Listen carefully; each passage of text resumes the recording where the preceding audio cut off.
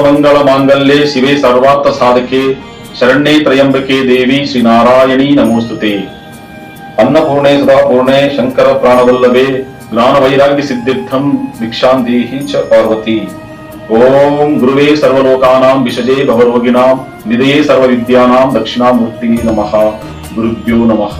హరి ఓం. అందరికీ శ్రీ పరాభవనామ నూతన సంవత్సర ఉగాది శుభాకాంక్షలు. ఈ నూతన సంవత్సరంలో ప్రతి ఒక్కరి జీవితము సుఖ సంతోషాలతో ఆయురారోగ్యాలతో అష్టైశ్వర్యము సిద్ధించాలని మనసారా కోరుకుంటున్నాను, ప్రార్థిస్తున్నాను.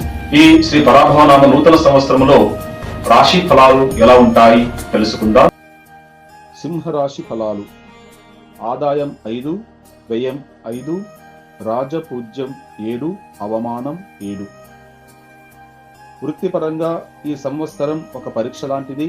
అష్టమ శని ప్రభావం వల్ల ఆఫీసులో మీరు ఎంత కష్టపడినా తగిన గుర్తింపు రాకపోవడం, పై అధికారులతో అకారణముగా విభేదాలు రావడం జరుగుతూ ఉంటుంది. అయితే జూన్ 2 వరకు 11వ ఇంట ఉన్న గురువు ఈ ప్రతికూలతను చాలా వరకు అడ్డుకుని పనులను నెరవేరుస్తూ ఉంటాడు.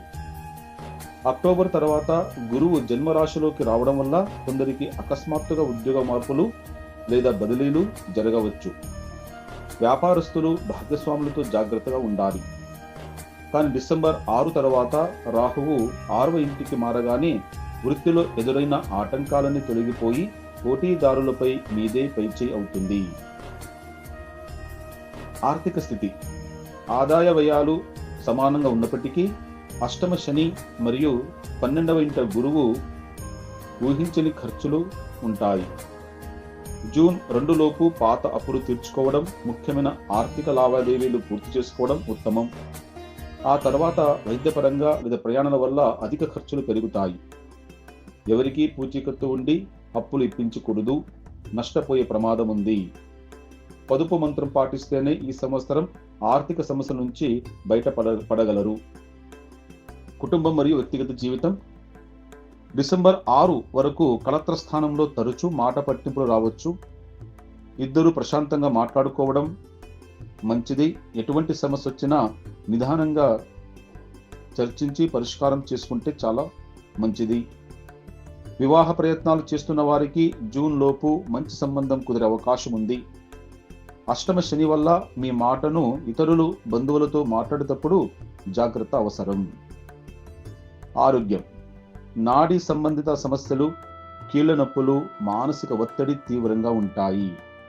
చిన్న ఆరోగ్య సమస్య వచ్చినా వెంటనే వైద్యుడిని సంప్రదించండి.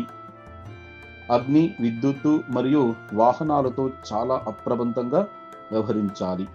యోగా మరియు ధ్యానం మీ రోజువారీ జీవితంలో భాగం చేసుకోండి. పరాభవనామ సంవత్సరంలో సింహరాశి వారికి పరిహారాలు.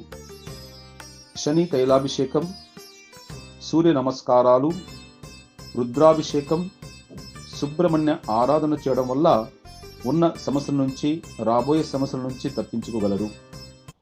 గురుభ్యో నమః.